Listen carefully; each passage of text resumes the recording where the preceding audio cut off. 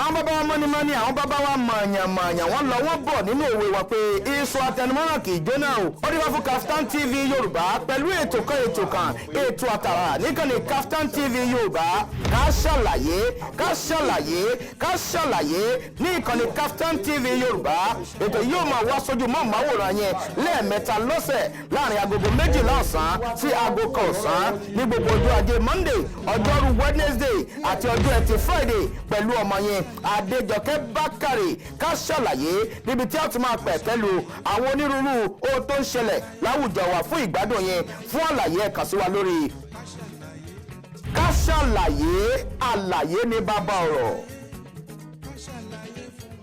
ẹ káàbọ̀ sórí ètò ká ṣàlàyé ní ọjọ́ Wednesday, ọjọ́ àánú Wednesday tó gbẹ̀yìn nínú ọdún 2021. ọjọ́ àánú ò ní fi ayé ẹnì kankan wá sílẹ̀.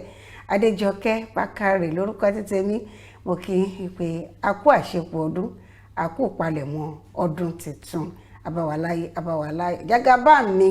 ó wà lórí ìjókòó ẹ̀rí Nàìjíríà kọlọ̀ náà gbé wá fún wọn lẹ́nu. àbí pẹ̀lú ọbẹ̀ wẹrẹ a dúpẹ́ púpọ̀ lọ́wọ́ Ọlọ́run tó ṣọ́ wa di ọjọ́ òní torí òun náà ni ká máa fọpẹ́ fún. òun ló ń ṣọ́ wa, òun ló ń ṣọ́ èmi, ló ń ṣọ́ ẹ̀yin tẹ́ tó fi wá ń wò wá lọ́jọ́ tòní. agbára Ọlọ́run kì í ṣe mímọ̀ ṣe wa. a dúpẹ́ lọ́wọ́ yín, a sì dúpẹ́ lọ́wọ́ Ọlọ́run tó ń jẹ́ kí a jọ máa pàdé láyọ̀ àtàláfíà. ká ṣàlàyé náà lẹ́tọ̀ bẹ́ẹ̀ ṣe máa ń tẹ̀lé wa, tẹ́ máa ń bá wa lọ ní gbogbo ìgbà, ẹ tún máa bá wa bọ̀ lẹ́yìn. bẹ́ẹ̀ni Babátúndé Àkàndé orúkọ mi. mo rò pé ti gbàgbé orúkọ ẹ ni. ìgbádùn ọdún ni ó lè jẹ́ kó gbàgbé orúkọ. ó ní Babátúndé Àkàndé lórúkọ mi. àwọn tí Mákindé dé ìpínlẹ̀ Ọ̀yọ́ náà. atọ́pá máa fún Mákindé lóyè lórí ètò ká ṣàlàyé pàápàá jùlọ lórí ọ̀rọ̀ tí IPP tó ṣe a ti ń wake up. àwọn ìjọba wa ti ń sọ̀rọ̀ sókè báyìí. a ní pé eléyìí lórí ètò ká ṣàlàyé gbogbo ẹ̀yin bí tẹ́ ti ń wò wá pátápátá bàbá màmá ẹ pé àwọn àbúrò mi àtẹ̀gbọ́n mi tó dá fẹ́sáré ẹfẹsẹ̀ kan dé ìpínlẹ̀ Ọ̀ṣun. gbogbo ń ta fẹ́ mẹ́nu bà ní ṣókí lórí ètò lónìí. ìpínlẹ̀ Ọ̀ṣun la lọ, a fẹ́ lọ kí gómìnà wa Oyètọ́lá, a fẹ́ lọ kí wọn. a fẹ́ ṣe bàbá kẹ́ẹ̀pẹ́, a fẹ́ bẹ̀rẹ̀ pé báwo ló ṣe ń lọ nílùú lọ́hùn pàápàá jùlọ lórí ọ̀rọ̀ Àmọ̀tẹ́kùn. ibẹ̀ la ní ká gbà wọlé lónìí. ẹ̀ṣọ́ Àmọ̀tẹ́kùn rawọ́ ẹ̀bẹ̀ sí ìjọba kí wọ́n fi gbèdéke sí àwọn ibì kọ̀ọ̀kan tí àwọn alùpùpù ṣálùpùpù ní àbálùpùpù ọ̀kadà ẹ̀ẹ́dẹ̀gbàlódé ẹlẹ́sẹ̀ méjì bẹ́ẹ̀ ni bẹ́ẹ̀ kan fi gbèdéke sí gbogbo ìrìn àjò wọn láti àárọ̀ títí di ọwọ́ ìrọ̀lẹ́ gbogbo wọn ṣe máa rìn nítorí ètò ààbò. pàápàá àwọn tó tún lọ sílé ibi ìgbafẹ́ ibi táyà ti lọ sọ pé wọ́n ṣe fàájì pé lílọ bíbọ̀ wọn ó gbọ́dọ̀ jẹ́ kí ìjọba kan mọ̀ bí wọ́n ṣe gbé gbèdéke lé tẹ́ pé kò ní sí máa káàkiri ẹlòmíì lọ́jọ́ bóyá bí aago kan ní ó kúrò níbi tó bá ti lọ gbafẹ́ àbá aago méjì aago kan òru gbọ́ aago mẹ́fà pé ó fẹ́ kí gbogbo ilé ìgbafẹ́ kó ti ṣọ́ọ̀bù láago mẹ́fà. aago mẹ́fà àárọ̀ ni. aago mẹ́fà àárọ̀ ẹni tó bá ti lọ látàlẹ́ kó mọ́ kúrò láago kan òru kó yà dúró bẹ̀ di aago mẹ́fà. nítorí ọ̀rọ̀ ètò ààbò ẹ̀yin ìyàwó ilé. wọ́n fi sílé ìgbìmọ̀ asòfin ìpínlẹ̀ Ọ̀ṣun pé kán bá wọn jẹ́ kó jẹ́ pé òfin náà kó fẹsẹ̀ múlẹ̀ àbádòfin kó fẹsẹ̀ múlẹ̀ nítorí túmọ̀ sí kò lè ṣẹlẹ̀ ní àkókò ọdún tá a wà yìí àbí kí yàjò náà ṣe ṣe ní. gbọ́n 2022 tá a fẹ́ mú yìí ó jẹ́ pé wọ́n á jẹ́ pé a máa jẹ́ ohun tí wọ́n máa mú lò. tí wọ́n máa mú lò ọ̀kadà márùn-ún láago kan òru. bẹ́ẹ̀ ni tí ó jẹ́ pé ìgbà pé àwọn ọ̀kadà tí ò ní rìn láago kan òru náà ni àwọn tó fi ń ṣe iṣẹ́ ajé o lómi tó jẹ́ pé òun ló ń lò fúnra tiẹ̀ ó yóò lọ travel tó ń bọ̀ wá sí ilé rẹ̀ ilẹ̀ sọ́nà ẹ̀ pé yóò wọlé báwọn tó fi ń ṣe iṣẹ́ pé kátàkárà àfihàn ajé pé ó ní gbèdéke lé ìgbà tí wọ́n máa rìn lójú pópó nítorí ètò ààbò wọ́n ti wá ra west bẹ̀ sí ìjọba ìpínlẹ̀ Ọ̀ṣun àti ilé ìgbìmọ̀ aṣòfin ìpínlẹ̀ Ọ̀ṣun láti gbégbèsè lórí nǹkan táwọn gbé wá síwájú wọn ní pàjáwìrì. ẹni tó sọ ọ̀rọ̀ yìí náà ni ẹni tó jẹ́ olórí Àmọ̀tẹ́kùn nípínlẹ̀ Ọ̀ṣun ẹ̀ṣọ́ Àmọ̀tẹ́kùn Amitolu Shitu lákòókò ìgbà tó ń ṣe ọjọ́ ìbí wọn pé wọ́n lé ní ọmọ ọdún mẹ́tàdínlọ́gọ́ta mẹ́tàdínlọ́gọ́ta 57 bẹ́ẹ̀ ni wọ́n sọ àlàyé náà ṣàlàyé fáwọn àwọn ètò wà ń bẹ́ẹ̀ ṣe àwọn pé a máa sọ kí nìkan pé ìjọ kan ṣá má fòkó mi dọ́nà má fòkó mi dọ́nà má fòkó mi dọ́nà ìjọ kan ṣá ìjọ kan lèèyàn kọ èèyàn máa kọ tó bá tiẹ̀ ti ń sọ tó ń sọ tó bá ti gbégbèsè ìjọ kan àti ẹ̀rí náà a rí i pé ní bí ọjọ́ Àlàmísì tó kọjá níṣẹ̀lẹ̀ kan ṣẹlẹ̀ tó pé wọ́n ní àwọn tó ń wò wá bíi bandit àbí onítàn dá àwọn èèyàn lọ́nà ní ọ̀kadà náà lò wọ́n náà dá àwọn èèyàn lọ́nà tán bíi mọ́tò bíi 70 náà dá dúró wọ́n náà gba mọ́tò tán jí gbé Toyota Camry kan àti àwọn mọ́tò bíi 46 bí wọ́n ṣe owó náà lọ́mọkùnrin kan tó fi àwòrán rẹ̀ hàn ṣé mi rántí orúkọ ẹ̀ dáadáa wọ́n ṣe ṣá ọmọkùnrin ìlàjà wọn náà tiẹ̀ tí wọ́n gbé lọ sílé ìwòsàn tó ń fi hàn gbogbo bọ́n ṣe ṣá jàkàjàkà ẹni tó jẹ́ olórí Àmọ̀tẹ́kùn ní ìwọ̀ oòrùn orílẹ̀-èdè nílẹ̀ Yorùbá ẹni tó jẹ́ akọgun Adélẹ́yẹ ló sọ àlàyé wọ́n sì pe àwọn tó jẹ́ tó ń mójútó ètò ààbò láti rí pé àwọn kan jẹ́ káwọn jọ ṣiṣẹ́ pọ̀ pẹ̀lú àwọn tó jẹ́ tó wà ní agbọ́nmi ètò ààbò. wọ́n jọ iṣẹ́ papọ̀ a ti ń sọ tẹ́lẹ̀ náà pé àtàmọ̀tẹ́kùn àtọlọ́pàá àti civil defence àti ológun bíi Nigeria Army ní Air Force àti naval officer naval navy immigration customs ipe kí gbogbo ọjọ́ ṣiṣẹ́ papọ̀ lórí ọ̀rọ̀ ààbò ṣùgbọ́n lórí gbogbo nǹkan tá à ń sọ yẹn náà tó ní má fòkó mi dọ́nà ṣe pé ńgbà kan náà nípínlẹ̀ Èkó ara nǹkan tó fà á ní ìtọ́fi ni pé kí àwọn ọlọ́kadà kan rọ́kún àwọn àgbègbè kan má dé àwọn àgbègbè kan ṣùgbọ́n láyé òde ní ìta àti ẹ̀wà lẹ́yìn tá a dé láti COVID-19 yìí kò síbi tí wọn kì í dé mọ́ àtọ́pọ́n ti di nǹkan ìtìjú àìsàn sáwọn àgbègbè kan tó jẹ́ pé ó wá fi di ọ̀rọ̀ súnkẹrẹ fàkẹrẹ ó wá nípọn sí ní ìpínlẹ̀ Èkó ìpínlẹ̀ Ọ̀ṣun náà ti ń gbé gbèsè náà nìyẹn pé lákòókò yìí o tán bá ti dé àbá ètò bá ti dòfin báwọn ṣe fẹ́ òun lélẹ̀ torí pé àwọn tó ń fi ọ̀kadà ìṣòwò àtàwọn tó fi ìṣòwò ṣe láabi wọ́n ti darapọ̀ mọ́ra wọn àti wáyọ̀ kàńdá nínú rẹ̀ sí ó fẹ́ di dandan báwọn ṣe ń pè. ó fẹ́ tó wá di nǹkan tó fẹ́ ṣòro. ó fẹ́ ṣòro láti yọ bàbá àwọn agbègbèsè náà wá jẹ́ kí gàǹdà yẹn káwọn rí yọ. káwọn lè rí yọ pẹ̀lú agbára Ọlọ́run náà fún wọn ṣe àbá yìí àdòfin ṣùgbọ́n tó wá wò nípa ẹ̀yin ìyàwó ilé tó jẹ́ pọ́kọ yín tẹ́lẹ̀ rí náà ẹ̀ ń gbàdúrà pé kọ́lùdé tiẹ̀ wà ọdún délẹ̀ lómi fi rọkọ̀ ẹ̀ lé ọkùnrin míì gan gbàtà bá fún wọn lọ́lùdé báyìí ó máa pòṣé lọ pòṣé bọ̀ ni kò ní fẹ́ dúró lé ń sìn wọ́n ti ní pé kíbi tẹ́ ẹ bá wà tó yẹ pé ẹ fi ń ṣe òwò ni pé wọ́n ti dá dúró láago 6 aago 6 ilẹ̀ kílé náà dá dúró láago 6 nípínlẹ̀ Ọ̀ṣun gbogbo ọ̀rìn tó ń ṣiṣẹ́ ń bẹ̀ láàrin ara wọn ń bẹ̀ tó bá parẹ́ bá close ibi iṣẹ́ láago 4 àbágo 5 kí àwọn ti débi tó ń lọ kò dàbí Èkó bó bá close láago 6 tó bá yẹ pé ibi tó ń gbé ó lè dá wákàtí 4 wà lójú pópó wọ́n ti ní pé kán yá dúró láago 6 ọjọ́ kejì ṣùgbọ́n èèyàn ọkùnrin náà má torí pọ́n ti ní kò sọ́kadà nù mí ṣe wá káwáyé torí ẹ̀ náà máa dípẹ́ tí yan ẹ ti náwọn ọ̀rẹ́ kan ní kọ̀kọ̀ obìnrin ni mí bẹ́ẹ̀ ni. wọ́n lójú tó dọ́bù. ẹ sọ pé ìpínlẹ̀ Ọ̀ṣun gbogbo nǹkan tí a ti fẹ́ sọ̀rọ̀ lónìí yìí ká tó lọ sí ìdánidúró ráńpẹ́ jẹ́ kí n kọ́kọ́ rẹ̀ fi léyìí tó wa létí àjọyọ̀ tó ń pè ní carnival ọlọ́dọọdún ní ìlú kan ní ìpínlẹ̀ Ọ̀ṣun ní ìjọba ìbílẹ̀ Odò Ọ̀tìn Ìgbàyè ó di kéne ó di tí wọ́n sọ di tó ń ta ẹ̀jẹ̀ sílẹ̀ níbẹ̀ ẹ jẹ́ ká kọ́ fi fọ́nrán ìhàn yìí kó tó di pé a máa wá ṣàlàyé a máa sọ̀rọ̀ lórí ẹ̀ orí ètò Ká Ṣàlàyé la wà mi ò wá mọ̀ fún jẹ́ pé à ń ṣe àjọyọ̀ carnival tó wà ní tàǹtẹ̀ a gbìyànjú láti bá kọmíṣánná fún ọ̀rọ̀ ìròyìn ní ìpínlẹ̀ Ọ̀ṣun ìyẹn ọ̀gá mi Fúnkẹ́ Ẹ̀gbẹ́mọdé àti ìrí wọn bá sọ̀rọ̀ ṣùgbọ́n àyè máa tún tẹ̀síwájú ní àwọn ìwádìí kọ̀ọ̀kan tó ń ṣẹlẹ̀ lọ́wọ́lọ́wọ́ ẹ jẹ́ ká kọ́ délé agbára ká lọ fi fọ́nrán ìhàn yìí lẹ́yìn tí a bá padà dé a ti pe kábíyèsí ti ìlú Ìgbàyè Onígbàyè Òní of Ìgbàyè àti pé wọn ọ̀nà máa bá wa sọ̀rọ̀ lórí nǹkan tó ṣẹlẹ̀ ní ìlú náà ní yàjóyàjó ní kòpẹ́kòpẹ́ ẹ jẹ́ ká délé agbára ká lọ wo nǹkan tí wọ́n ní fún wa ń bẹ̀ à ń bọ̀ náà ẹ kú kàlẹ̀ lọ́dẹ̀.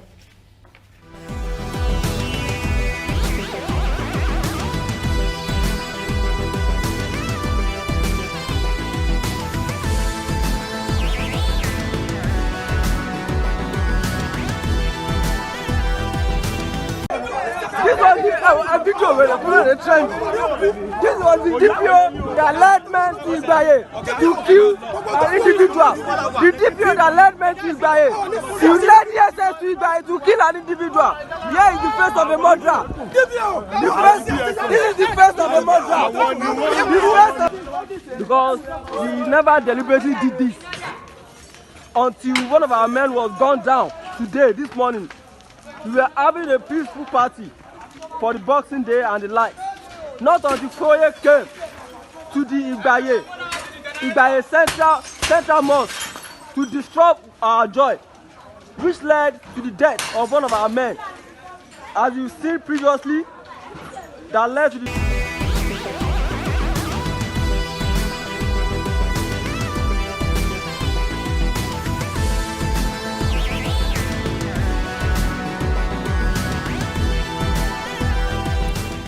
bẹ́ẹ̀ni o ẹ káàbọ̀ padà sórí ètò Ká Sálàyé. Ẹ ti rí àwòrán tá a fi hàn yín nǹkan tó ń ṣẹlẹ̀ ní ìpínlẹ̀ Ọ̀ṣun ní ìjọba ìbílẹ̀ Odò-Ọ̀tì nílùú Ìgbàyè. Aláyélúwà yẹn kábíyèsí His Royal Majesty Ọba Joseph Moronfoye Òkunlọ́lá Òní JP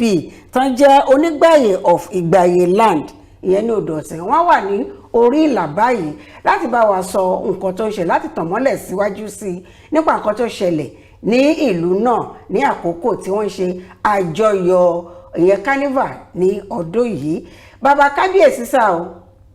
Yes ma. Ẹ ti wà lórí ètò Ká Sálàyé ní Kaftan TV Yorùbá.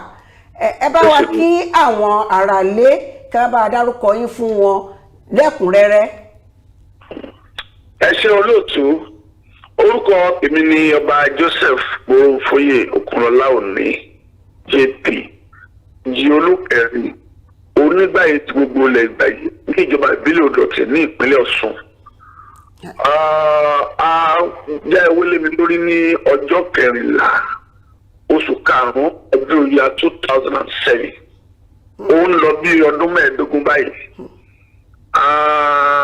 Nílẹ̀ Yorùbá kò síbi táyì tí dùn oyè ọba léyìí tó máa ń wáyé, ṣùgbọ́n ó dàbíi pé ọ̀rọ̀ tiwa nílùú Ìgbàyè àti mú nǹkan ìmọ̀ àjòyè gbogbo tó yẹ kó ṣe gẹ́gẹ́ bí ìlànà àti ètò tí ìjọba là kalẹ̀ láti yan ọba wọn ṣe gẹ́gẹ́ bí bó ṣe yẹ ní ìlú Ìgbàyè. Adífá omumi àdìgbò láàrin àwọn afọbajẹ mo ní 4 opponent mi nìkan. Èyí ni wọ́n fi bá process dé local government state títí tí wọ́n fi announce orúkọ mi.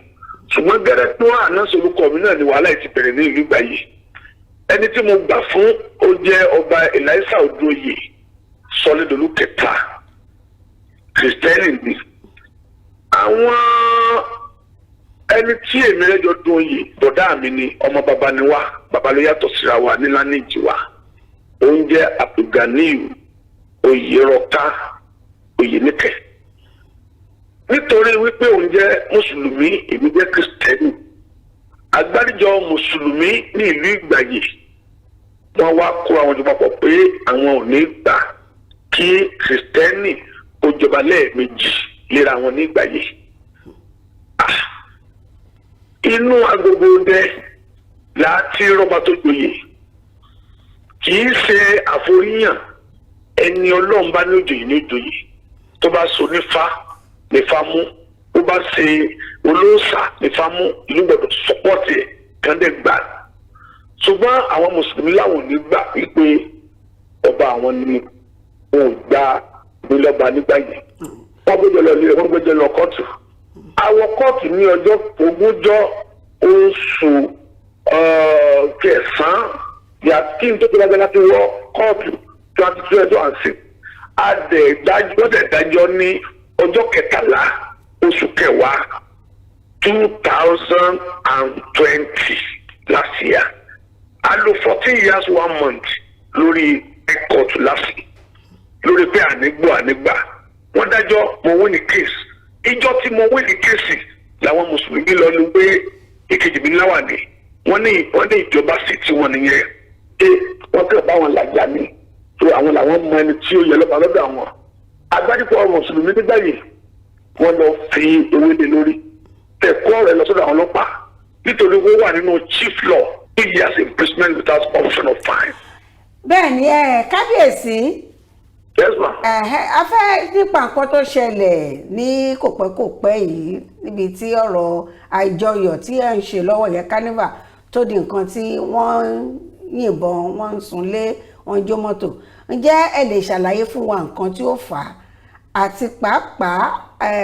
ṣáwọn èèyàn kú níbẹ̀. ẹ ṣe olóòtú lórí ètò ṣẹlẹ̀ ní ìjẹrin 27th day of December oṣù kẹfà oṣù kejìlá 2021 àwọn ọ̀kan nínú àwọn society ní ìlú Ìgbàyè wọ́n ń pè wọ́n ní Ìgbàyè progressive youth àwọn ọmọ wa náà ni wọ́n gẹ́gẹ́ bí ìlàkalẹ̀ ayẹyẹ ọdún kérésìmesì tí wọ́n máa ń ṣe lọ́dọọdún wọ́n ń pè ní carnival wọ́n fi mí jẹ royal father of the day láti wá bá wọn sọ̀rọ̀ a dẹ̀ ti sọ fún àwọn ọlọ́pàá àti sọ fún àwọn DSS àmú invitation lọ àpẹ àfẹsẹ̀ gbàgbà wọ́n dẹ̀ fún wa ní approval tó a ò tiẹ̀ fi ṣe ìdúró wàhálà lè ṣẹlẹ̀ nígbà tá a ti gbàṣẹ àwọn ọlọ́pàá dẹ̀ wà wọ́n ti ta tent pàtó pásítọ̀ tí wọ́n fi wá mú mi lé wọ́n wá fi ìlú àtọ́rí wọ́n fi mú àti ìkọrin lọ wà ń jó nínú ìlú tàdédé la tó rí àwọn kan jáde from nowhere wọ́n ní kí ló dé tà fi ń jó tí ọba tó nígbà yìí tó fi ń jó àwọn tí ìrẹsì wá ní pé kí ló dé kí ọba ṣe jó náà bá bẹ̀rẹ̀ sí ní ilé òkò eré la pè ó mọ́mì bí a ti bẹ̀rẹ̀ sí ní ilé òkò mọ́ wa nù àwọn ọ̀n tí wọ́n gbàdálọ́ ọ̀n tí wọ́n gbà ké lọ làwọn ọlọ́pàá wọn lé wọn wọ́n gba àáké lọ́wọ́ ẹnìkan wọ́n gba kùmọ̀ lọ́wọ́ ẹnìkan èyí tó gbé wọn ó sáré lọ wọn ò rí mú bàtà àwọn ọlọ́pàá wọn ń yìnbọn sókè láti fi kí àwọn wọn sáájì náà wọ́n wá bẹ̀rẹ̀ sí ní ilé òkò bọ́lọ́pàá àwọn èèyàn wá tí wọ́n ti sálàdà lórí wọ́n sáà bí méjìlá dà lórí kó tó di pé wọ́n lé wọn lọ tó wọ́n wá rọ òjò òkú pàtó wá rí pé ọ̀rọ̀ yìí fẹ́ le àwọn ni ẹjẹ́ àfi kárífà lẹ́lẹ́ o ká mọ̀ pé ká padà sílé wọ́n ní láti gbégi sínú mọ́tò àwọn ọlọ́pàá wọ́n gbé mi àmì àtìyàwó mi àtọmọ kan tó tẹ̀lé wa wọ́n gbé wa wá sílé wọ́n bá fà lọ calm everything down gbogbo àwọn ọlọ́pàá àmọ̀tẹ́kùn tí wọ́n lójú gbogbo wà àwọn nulé ìrẹ̀lẹ̀ tí àtibájẹ́ òkè oúnjẹ tá a sè kó má ṣòfò gbogbo yẹn ẹ wá máa jẹun over 200 people ló wà nulé mi tí à ń fún lọ́wọ́ oúnjẹ lọ́wọ́ so pàtàkì àwọn ọlọ́pàá ti pé gbogbo nǹkan rọ̀ àti ń jẹun ọba ní kábíyèsí àwọn ń lọ o ọba àti wọ́n ń sọ àwọn ọlọ́pàá pé kó kónú pálásì mi kí ni wọ́n lọ tó sma bí wọ́n ṣe mobilize àwọn more than 100 youths both of them are Muslim everybody one no single Christian among them they are all Muslim and that is how they used to do before nàbà sọ̀rọ̀ àdìgbò lé bàbá gbọ́ pé wọ́n ń bọ̀ o bí wọ́n ti wọ́n ṣe bọ̀ wọ́n látọ̀ ìwà wọn pé à ní orí mọ́sálásí ní kẹ́fìlẹ̀ mọ̀ wípé ó ti di ọ̀rọ̀ ẹ̀sìn pọ́nbélé ní orí agbègbè Central Mosque láti ń gbọ́ ẹgbà wá o kábíyèsí ti pa yẹn o à ń sì gbókùn bó alẹ́ rẹ̀ wo ni kábíyèsí pa yẹn ẹ̀rí bẹ́ẹ̀ lọ́ọ̀ mi ni àwọn ọlọ́pàá òkè náà yìnbọn sí there is no record of casualty tí táwọn ọlọ́pàá fi lọ àwa gbọ́ wípé lára àwọn tí wọ́n bára wọn jiyàn láti jiyàn pẹ̀lú ra wọn lọ́ba turn against us pé àwa lápá yàn báwọn ọlọ́pàá tó ń yẹ̀bọ̀ ìbọn ọlọ́pàá ló bá wọn. lọ́ba bá ń bọ̀ o èmi ò tí ẹ rí wọ́n sàrò tí wọ́n jáde lọ́ba já géètì ìtumọ̀ fẹ́ǹsì lọ́ba gbókù sí dòlé. by that time bí wọ́n ṣe ń bọ̀ yé lèmi ti ń pe àwọn ọlọ́pàá pé wàhálà ti dé o wọ́n ti ń bọ̀ o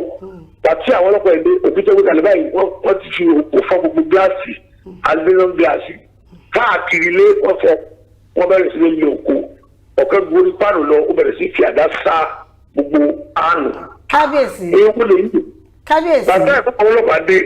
kábíyèsí sà. wọ́n sàkóòrò lólé ọlọ́pàá wá ní pé òun ò lè fi òkú ilé lẹ́gbàá àwọn ògùn lọ sí mọ́túárì. kí ni ọlọ́pàá jáde lọ láti gbókù lọ mọ́túárì. kábíyèsí wọ́n ti lọ wá pẹtrol. gbogbo mansin bíi mẹ́wàá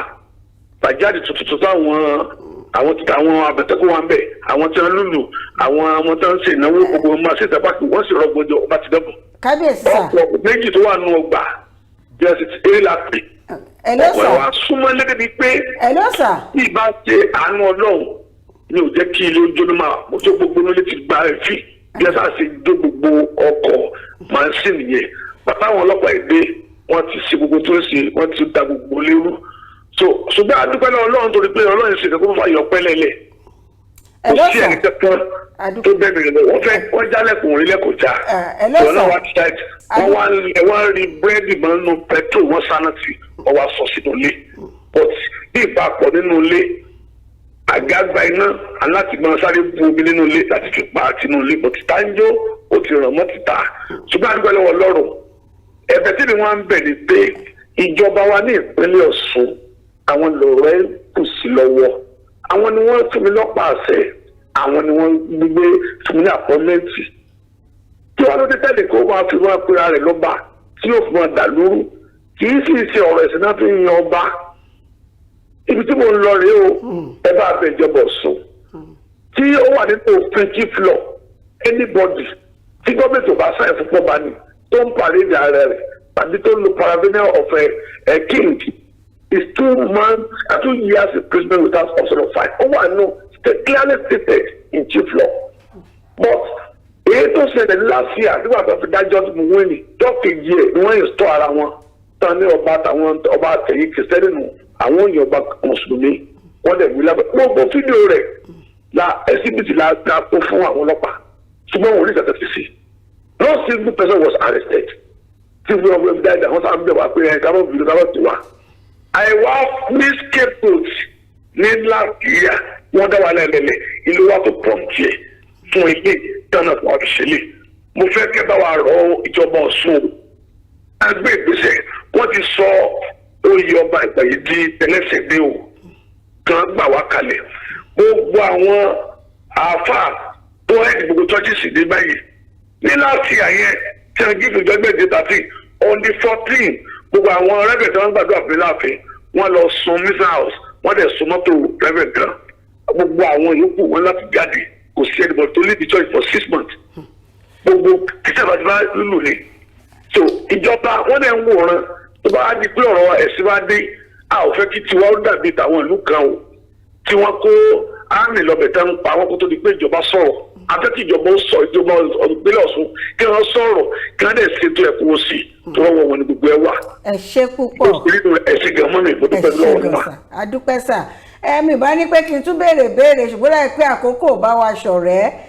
ìbéèrè tí mo kàn béèrè ni pé ẹni gbogbo àwọn ọmọ tó wá síbẹ̀ bíi youth bíi 100 ipe mùsùlùmí ni gbogbo wọn mo fẹ́ béèrè pé ìdánilójú wo lẹ rí tẹ́ fi mọ̀ pé mùsùlùmí ni gbogbo wọn ìyẹn kan ìkejì ǹjẹ́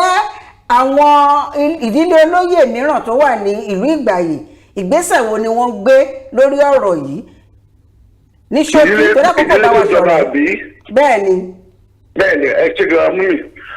àkọ́kọ́ ìdánilójú ni pé gbogbo mùsùlùmí ni wọ́n wá ní orí agbágbé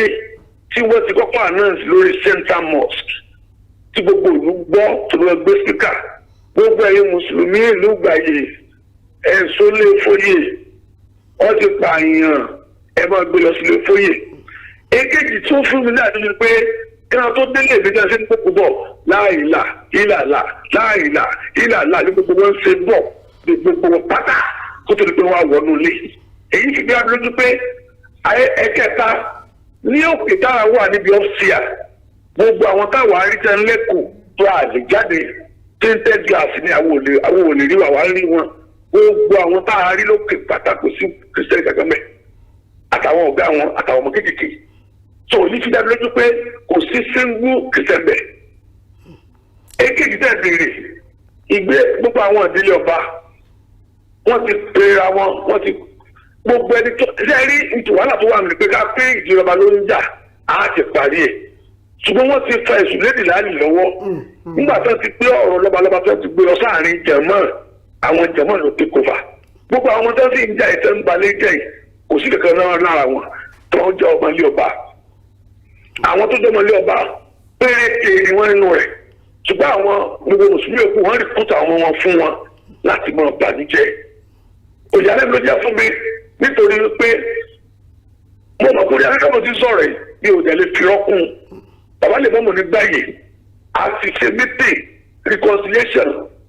more than 20 times ó dẹ̀ ló ní gbọ́ òun ní gbà pé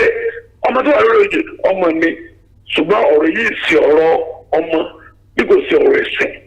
ó ti sọ time that number. ẹ ṣe púpọ̀. so èyí ìgbà gẹ́gẹ́ gbogbo yẹn náà lẹ́sìn testify nílò ṣùgbọ́n ẹ̀bẹ̀ nínú bẹ́ẹ̀ ni pé kíjọba ó gbà wá kí wọ́n dá sọ̀rọ̀ mi torí pé ẹ̀sìn kọ́ńtà fi yan ọba ó ní bí wọ́n ṣe yan ọba níṣẹ̀dálẹ̀ Yorùbá tó gbogbo ẹ̀sìn ló fífọ̀ mi mo fẹ́ bẹ̀rẹ̀ gbogbo bẹ́ẹ̀ ti béèrè àwọn ìdílé padà sí ṣùgbọ́n wọ́n á gbọ́ pẹ̀lú sọ ọ̀rọ̀ ẹ̀sìn líle kí sọ̀rọ̀ ìjọba ẹ ṣe púpọ̀ bàbá a máa rí bá sà. ẹ ṣe mọ́ mi. ó dá mi lójú pé àwọn ìjọba náà ń gbọ́ gbogbo nǹkan tí à ń sọ yìí. tó ẹ̀yin aráalé ọ̀rọ̀ lẹ ti gbọ́ látẹnu Nígbàyè ti ìlú Ìgbàyè nípa ti ọ̀rọ̀ àjọ̀dún àjọyọ̀ tí wọ́n ń ṣe ní carnival tó di fàákàjà tó di pé wọ́n láwọn ẹ̀mí ń sọnù níbẹ̀ àwọn lè fìdí ẹ̀ múlẹ̀ bóyá ẹ̀mí tó sọnù níbẹ̀ ó pọ̀ àbí ó pọ̀ ṣùgbọ́n àkọsílẹ̀ ni pé èèyàn kan gẹ́gẹ́ bí kábíyèsí náà ti sọ ó ní ó gbẹ̀mí mì àwa ń fi àkókò ìrawọ́ ẹ̀bẹ̀ àbí ká fọn ìpè sí chief imam ní tìyẹn ti ìlú Ìgbàyè àti ẹni tí wọ́n náà gbẹtọ́ ní ìdílé kejì tó yẹ kó ẹnì kejì tó yẹ kó jọba tí ó jẹ́ pé wọ́n wá fi láwàní wípé òun náà ní ọba ti mùsùlùmí ó dà ìpín lórí ètò Ká Sálàyé afẹ́bá yín lálejò afẹ́gbà yín lálejò tẹ́ ẹ̀ bá tiẹ̀ lè ráyè wá sí ilé agodo wa ní ìpínlẹ̀ Èkó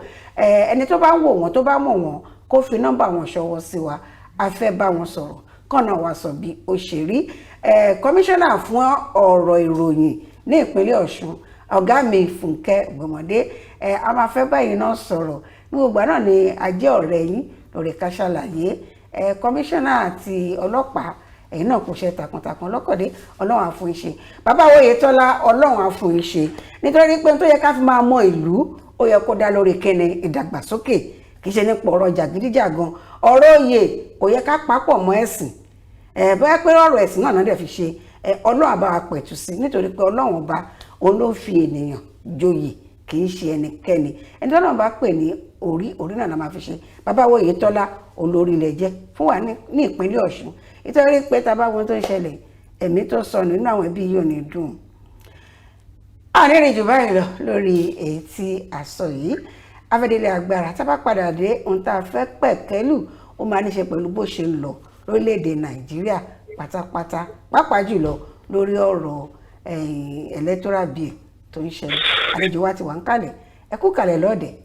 ẹ máa bá wa bọ̀ ẹ má gbé kúrò ń bẹ̀ Ká Sálàyé ṣì ń tẹ̀síwájú ẹ má bá wa bọ̀. Sure.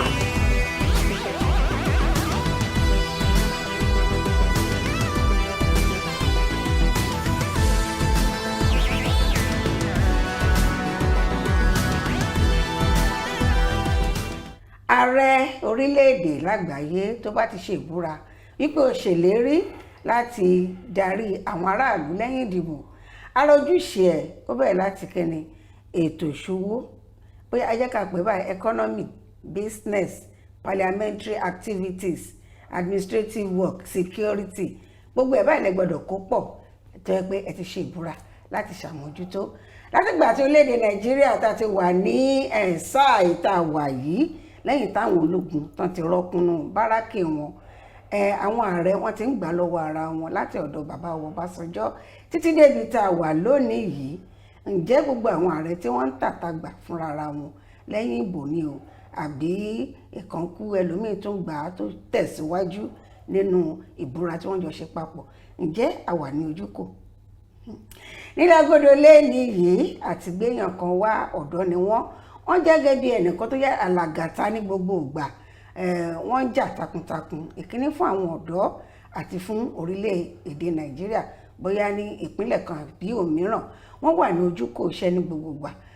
nítorí pé wọ́n lẹ́ni tó bá mojú òbí báyìí ló kó máa ń paribì nídìí ògún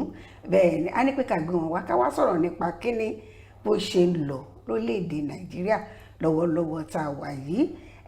wọn ò tí ì farahàn jókòó pẹ̀lú wa nílé agodo rí ìgbà àkọ́kọ́ leléyìí ẹ lè ti gbóhùn wọn ní tẹ́bà rántí nígbà tí àwọn EndSARS lọ́dún tó kọjá tó ń gbóná yiriyiri wọ́n wà nílùú Àbújá ńgbà náà lọ wọ́n lọ ṣàṣojú wọ́n lọ ṣèpàdé pẹ̀lú ààrẹ ṣùgbọ́n lónìí ààrẹ tó tún jẹ́ ààrẹ lórí ètò ká ṣàlàyé ni wọ́n gbọ́dọ̀ wá ṣàlàyé lórí kíni bó ṣe ń lọ lórílẹ̀‐èdè Nàìjíríà máa jẹ́ kí wọ́n kúkú fẹ́ẹ̀ kan dá orúkọ ara wọn kán tún wá sọ àwọn oyè tí wọ́n tún jẹ díẹ̀ gẹ́gẹ́ bí ipò tí wọ́n wà lórílẹ̀‐èdè Nàìjíríà pàápàá jùlọ láàrin ọ̀dọ́. Bàbá ẹ bá wa kí ara ilé pé wọ́n kà sàn kẹ wá sọ orúkọ yín lẹ́kùnrẹ́rẹ́. Ẹ káàárọ̀ gbogbo ọmọ káàárọ̀ ẹ káàsán gbogbo ọmọ káàárọ̀ òjìrè. Orúkọ mi ni ààrẹ barrister Ọládọ̀tun Hasan. Èmi ni ààrẹ àgbáyé fún ìgbìmọ̀ àpapọ̀ Yorùbá lágbàáyé, ẹgbẹ́ tó dúró fún ọ̀dọ́ Yorùbá àti àwọn obìnrin Yorùbá àti àgbààgbà ilẹ̀ Yorùbá. Pàápàá jùlọ mo tún jẹ́ akọ̀wé àgbà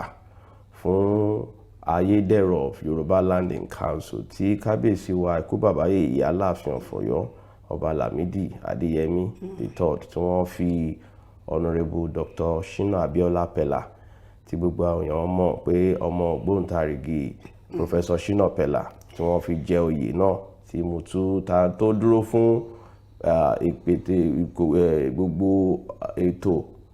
bí àlàáfíà, ìrọ̀rùn àti gbéga àṣà àti ìṣẹ̀lẹ̀ Yorùbá ṣe máa tẹ̀síwájú. Ṣé ìtumọ̀ ayédèrò nìyẹn Yorùbá land kí nǹkan dẹ̀rọ̀, kí nǹkan lè ohun tó túbà ti ń kó le túṣẹ́ kó dẹ̀rọ̀, kẹ́rọ̀ lè bá ìlú. Gbogbo alamọ̀ ibi tí Yorùbá wà lé gbogbo alamọ̀ tí ilẹ̀ Nàìjíríà wà lé ní. A rí pé kábíyèsí rí pé ibi tí nǹkan ń lọ òun láti fi èèyàn kan dí ètò bẹ̀yẹn kó máa ṣe àìtó bẹ̀yẹn. So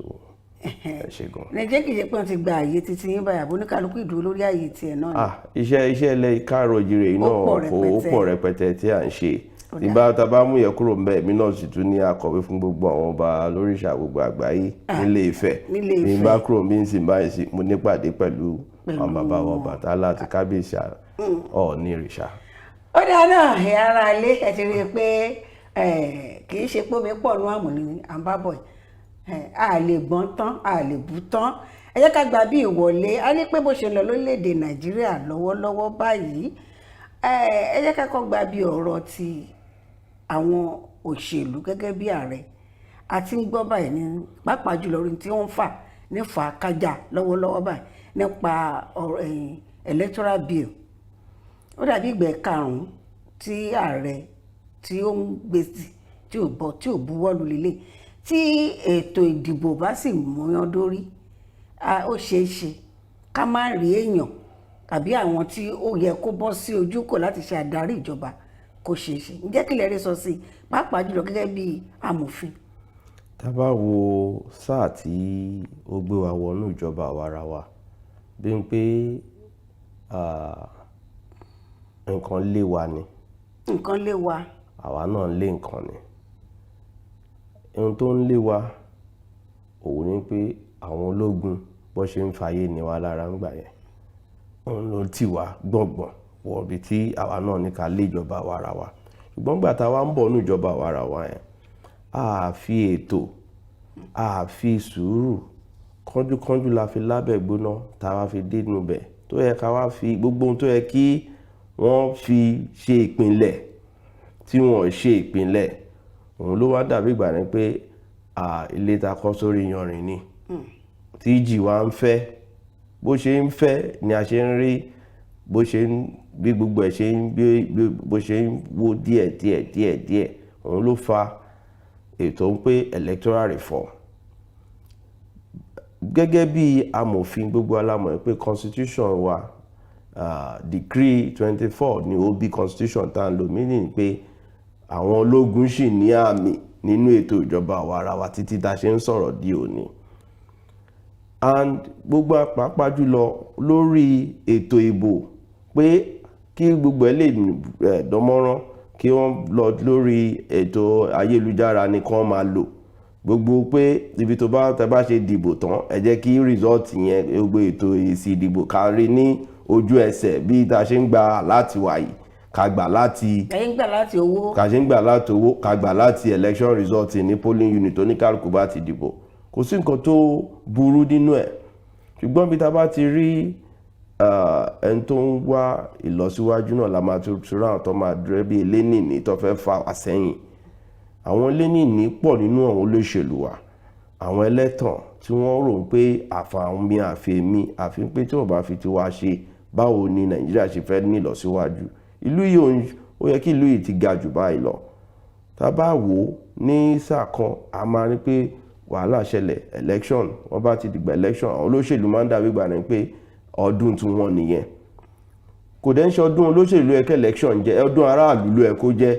Ibẹ̀ ló ẹ̀ káwọn aráàlú ti ta kété pé ìwọ ṣe bí a ti rán iṣẹ́ o ti nígbàgbọ́ àtórí ẹ mú. Ṣùgbọ́n tó bá ti ń tó gbà yẹn olóṣèlú ti mọ̀ pé tí election yẹn bá lọ ní ìbò tó ká lójú ẹsẹ̀ ibo ló ti fẹ́ lọ jí ìbò, ibo ló ti fẹ́ dàbò nù, báwo ló ṣe fẹ́ rán àwọn tọ́ọ̀gì pé kán lọ kó gbé àpótí ìdìbò, báwo ló ṣe fẹ́ lọ rọ́ ìbò kún bó ṣe ń dì tẹ́lẹ̀, báwo ló ṣe máa lọ tẹ̀ka lẹ́yìn tó bá dìbò tán. Gbogbo àwọn ètò táwọn ti rò ń pé wọ́n fi ń ni wá lára yìí ni àwọn tí wọ́n fẹ́ jẹ́ kí ká ní ìlọsíwájú. Mo dẹ̀ lè dáyàn kan ní ààrẹ gbàgbé ká déyàn kan lẹ́bi, a máa kó gbogbo wọn pọ̀ ni. Nítorí pé tó bá jẹ́ pé gbogbo wọn jọ rò ń pé kí Nàìjíríà ní ìlọsíwájú ni, ojú kan ló yẹ kí abẹ̀bẹ̀ wọn máa fi lélẹ̀ kí gbogbo wọn bá jọ ronú síbi tí gbogbo wa ṣe ń wò pé ó yẹ kí ètò ìjọba wa ra. So ó máa ṣe wá láǹfààní púpọ̀ tí ààrẹ orílẹ̀-èdè tó ti ń lo order 1, order 2, order 3 láti máa fi sign àwọn ètò òfin kan fi lélẹ̀ bí ìgbà rẹ̀ pé mo ní pé bó ṣe wù mí ni mo ṣe fẹ́ ṣe, bó yẹ kí ààrẹ ṣe gbé ètò yìí ni. Ṣùgbọ́n ó dàpá ààrẹ náà ń fi ojú kan wo ẹ̀yìn, ó ń fi ẹ̀gbẹ́ kan ṣe sí ọ̀dọ̀ àwọn ará bí. Kò wá dàbí ìgbà rẹ̀ pé ó wà láàrin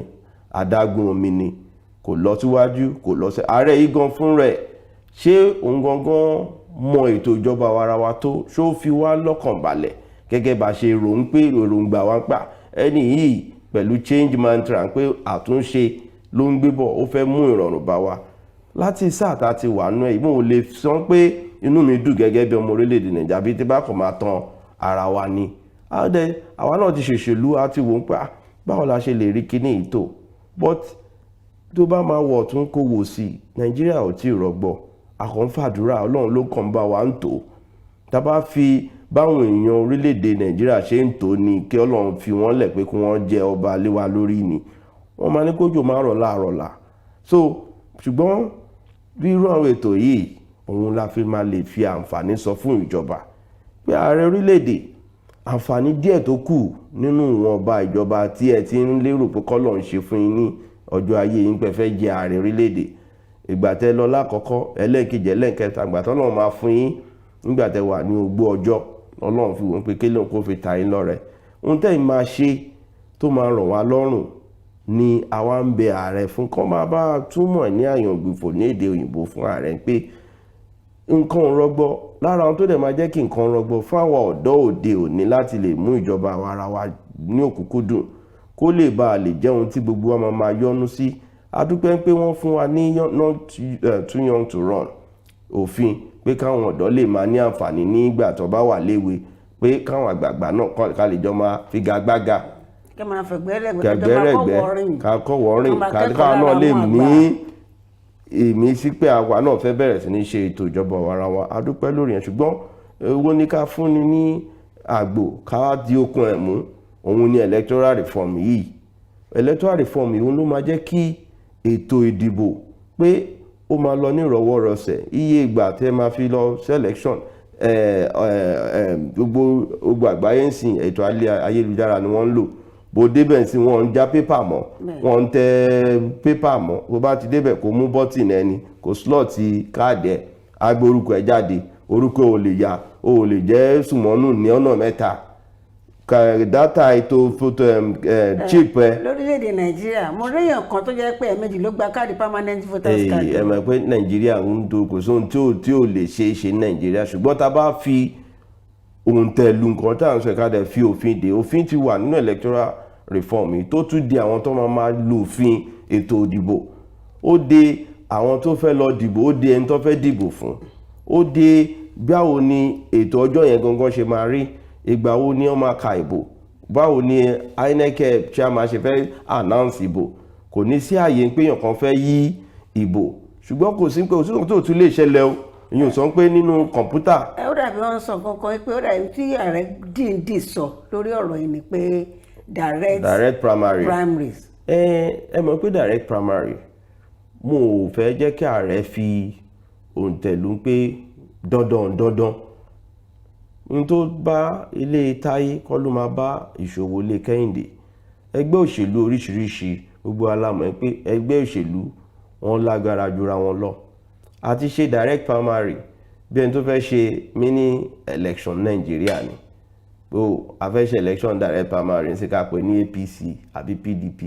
Wọ́n á máa jíbò dánwò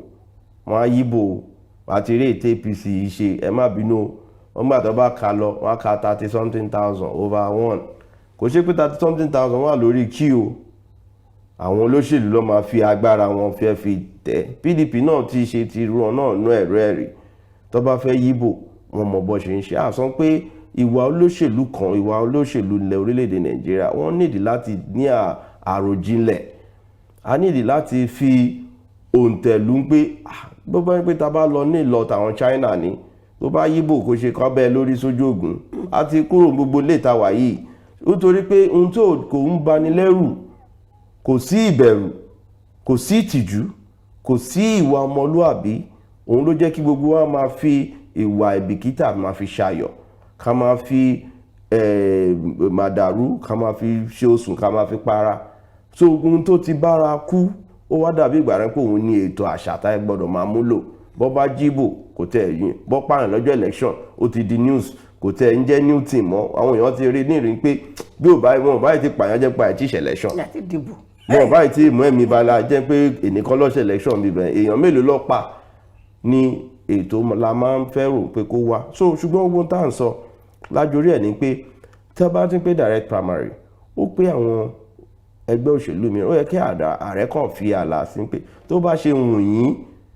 ni kẹ́ ṣe wọ́n tẹ́ bá lọ lórí direct primary báyìí ni ètò yín tẹ́ bá lọ ní direct primary báyìí ni àwọn tó yẹ kó wà ńbẹ̀ kán ti tó kalẹ̀ kò ṣe pé political party kan lọ yan ẹbí ẹ̀ ìyàwó àti ọmọ ìyàwó láti sọ pé àwọn nìkan lọ dúró kán ṣàtìyàn tó bá ti jẹ́ pé bẹ́ẹ̀ ni kí ètò yẹn ti wà indirect lélẹ́yìí àwọn èèyàn tẹ́ máa yàn láti ward dé kò dẹ̀ gbọ́dọ̀ yàtọ̀ sí party A to party B tó bá jẹ́ direct ni gbogbo ọmọ ẹgbẹ́ tó bá gba káàdì ẹgbẹ́ tó wà rẹ́jísà ló máa lọ sí ìdílàkẹ́ lọ sí ètò ayélujára àbí kan lọ sí ward party secretariat wọn kan lọ dìbò ńbẹ̀ ṣùgbọ́n mi á máa prefer pé direct yẹn òun ni ó máa ń dájú òun ni ká máa pè ní option A4 wàá ti mọ bí tẹ́ ń lọ ìwọ tó bá jó lóṣèlú tó bá di ṣe dáadáa àti inú ẹgbẹ́ lọ́ọ́ ti máa gbọ̀n ẹ yọ ó tẹ̀ ní débi pé ó tẹ̀ máa tẹ̀ fẹ́ dé ibi tó fẹ́ ṣe so ẹ jẹ́ ká jọ wò pé lára àwọn tó máa jẹ́ kí ètò ìbò kó ní ìrọ̀wọ́rọsẹ̀ ṣùgbọ́n ó máa dá kí wọ́n tètè fi òǹtẹ̀lú ká mọ ibi tá à ń lọ ẹ máa bọwọ́ sí kán fi ààlà sí káwọn tó bá fẹ́ ṣe kán gbàánú ẹgbẹ́ fáwọn tó rò pé kò ní ràn wọ́n lọ́rùn kán fi òǹtẹ̀lú fún wọn kóníkàkó ní òfin nípa tàbá ní direct náà ni àwọn tó máa yíbò àyíbò tàbá ní indirect ni olóṣèlú ti ní antidote fún gbogbo ohun tẹ́ fẹ́ lò ó ti ní oògùn ìwòsàn ẹ̀. tó ẹ̀kọ́ àtótónu ẹ̀yin ará ilé ẹ̀ ti gbọ́ ń pa ọ̀rọ̀ yìí ń sìn ṣé mọ̀ pé èyí tí ààrẹ tó ṣẹ̀ṣẹ̀ sọ pé òun fọwọ́ sí yẹn gan ló pariwo jù lọ́wọ́ tá a wà yìí ẹ̀ tó fi di pé ẹni tó jẹ́ attorney general wa lórílẹ̀‐èdè Nàìjíríà yìí Malami ti sọ ó láàrin ò lè tọwọ́ bọ̀ láìla àwọn èèyàn ti ń sọ ẹ ká gbé báyìí kí ni ojúṣe gẹ́gẹ́ bí aṣòfin àbí ẹni tó wà nípò adarí àwọn aṣòfin pátápátá ǹjọ́ lẹ́tọ̀ọ́ láti máa sọ jáde pé ààrẹ ò lẹ́tọ̀ọ́ kò lè bu ọwọ́ lù. ṣé mọ̀ pé Nàìjíríà tó bá ní pé àti há sí ọwọ́ àwọn amúnisìn pẹ̀lẹ́kùtù tẹ̀ la máa fi wá yọra wa ẹni tí àwọn Yorùbá ní pé tó ṣe nǹkan lẹ́ẹ̀kan àtúnwá lọ́rọ̀ ẹ̀ ni kọ́ máa jẹ́ kí bó ṣe ń ràn wọ́n bó ṣe ń dùn mọ́ wọn Yorùbá máa ní power corrupt and absolute power corrupt absolutely àti bára wa nínú tí wọ́n ń pè ní totalitarianism pé ìjọba àfipámúnisìn, ìjọba àfẹ̀mí mo bá bí mi ò mọ̀ bí ebi ń pẹ̀lú bó bá fẹ́ bó kọ̀ mo mọ̀ bí ebi ń pẹ̀lú ẹmọ ẹ̀lì kankan bá mi ni mo yó. n tó ń fi ń yé wa nìyẹn. Mi ò rí gẹ́gẹ́ bí ipò attorney general, kò ń ṣe ipò nítorí pé bí Nàìjíríà ṣe bára wọn ni, kò ń ṣe ipò tẹ́ ń pé ó yẹ kó náwó òṣèlú bákan wọ́kan náà. Ẹni tó bá dúró lórí ipò yẹn, ẹni tó máa bá ìjọba inú ẹ̀ tó wà nú ẹ̀ wí ni, ẹni tó máa ní fi bó ṣe máa yọ pàṣán, tó máa fi àkàrà àti máa fi gbá gbogbo wọn pọ̀. Ipò tiẹ̀ ó dúró fún òfin. Ṣùgbọ́n lórílẹ̀‐èdè Nàìjíríà ó fẹ́ lè dàbí pé arúfin ni a fi jẹ ẹni tó yẹ kó wà nídìí kó máa gbé àwọn àgbẹ̀ tó yẹ kó gbófin ró, òun ló wá ń di àrò gbófin ṣánlẹ̀. Ó tiẹ̀ kó gbé ṣánlẹ̀ nìkan, ó rí òfin rí, ó rí mọ́lẹ̀, ó sín òkú ẹ̀. Ó wá ní ká máa fi ìjọba àfipá ṣe. Bẹ́ẹ̀ ni mo ṣe rí ohun tí Malami kò ń ṣe eléyìí nìkan ni Malami ti ṣe. Ọ̀pọ̀lọpọ̀ ẹ̀ṣẹ̀ tí gbogbo akàn wò ń pé ìyá tó là àtótú. Ṣùgbọ́n àwọn ará bíi ní wọ́n ní ohun tó ń lé ń pa ẹ̀. Wọ́n tún ń pé tí èèyàn bá ṣe, tí rògbòdìyàn bá ṣẹlẹ̀, àwọn á extend. Oníkàkú ló mọ ohun tó ń rò. Ìgbà tó bá Sanjọ́ ṣe tiẹ̀ tó ń wá tọ́ta nígbà tó ní pòun ti súnmọ́ gẹ̀gẹ̀rẹ̀. Ìgbà tí Jonathan náà fẹ́ ṣe, ó wá 7 years 1 term kóun náà ṣe kó extend.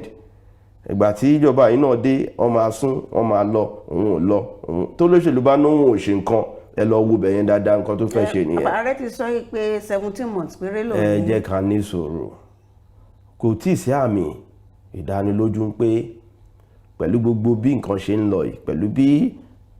attorney general bá nǹkan tó attorney general bá advice government ó yàtọ̀ sí tèmi àti yín bá jọ sọ.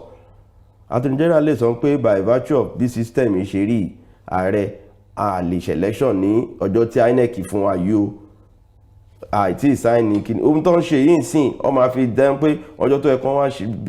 ìsọmọ lórúkọ lẹ́yìn ọjọ́ méje, wọ́n á fẹ́ sún sí 40 ọjọ́. Àwọn ọgbà lọmọ wá fẹ́ dàgbà. Àbóṣù mẹ́ta. Ṣùgbọ́n ta fẹ́ sọ pé kí ohun tó yẹ ká ààrẹ ṣe láti ilẹ̀, òun ni pé kó fi ẹni tó tọ́ àtẹni tó yẹ sí ipò amúgbálẹ́gbẹ̀ẹ́ tó máa fún wọn ní òye. Àwọn eléyìí wọn ò gbà wọn nímọ̀ràn tó yẹ. Ohun tó yẹ kí ààrẹ tó bá dúró nírú ipò Malami nígbà, ẹ mú òfin yẹn wá, ẹ jẹ́ ká yọ ọ̀bẹ tí ibo ló ti ní àmì tí ò yẹ ká ókè léyìí, ẹ jẹ́ ká mú 6 nù 8 yìí náà sì fẹ́ lélẹ̀. Ààrẹ kọ́kọ́ bọwọ́ lu eléyìí náà, ibi tá a bá sì máa kù sí, that is called rigidity wa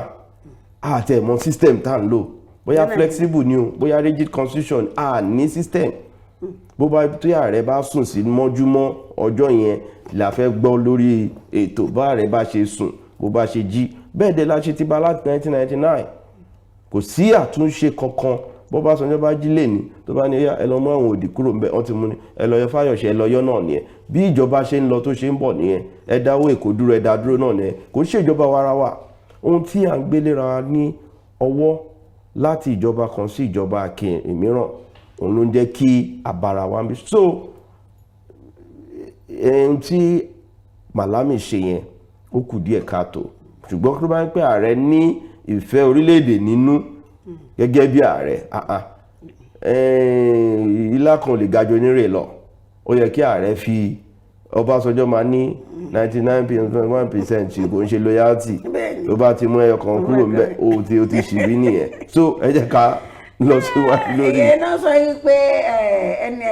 ilá òkè ń ga ju onírè lọ láàrin ààrẹ àti Malami. Ààrẹ ló fi Malami sórí orí síbẹ̀. Ẹni tó sọ pé ó lè sọ fún Malami pé wàá wọ ẹ̀ wálẹ̀. Ṣùgbọ́n àwa mọ̀ bóyá fèrè tí bàbá ń fún sínú Malami náà Malami ń fún jáde. Bóyá òkú tó ń pè sínú ẹ̀ ní àlè sọ. Ìyẹn la ní ká fi sáré ilé agbára. Ẹ̀yin arákùnrin àmì lójú pé ẹ̀ ń gbádùn bí ààrẹ Barrister wa ẹ ti yẹn sìn. Àwọn náà tún ní ààrẹ àgbáyé, aṣojú gbogbo ọ̀dọ́. Bẹ́ẹ̀ ni lórí ètò Ká Sálàyé ti tòní, àwọn làgbé wa. àti ń pẹ̀kẹ́lù bó ṣe ń lọ lórílẹ̀‐èdè Nàìjíríà láti ọ̀rọ̀ báyé ṣèlú ni àyè tí òfin dúró sí ni tábàdé lágbára tábà padà dé àwa wo nǹkan tí a tún fẹ́ sọ ní ìtẹ̀síwájú ká ṣàlàyé bó ṣe ń lọ lórílẹ̀‐èdè Nàìjíríà ní tí ò ní ẹ kú kalẹ̀ lọ́ọ̀dẹ̀ ẹ má bàa bọ̀.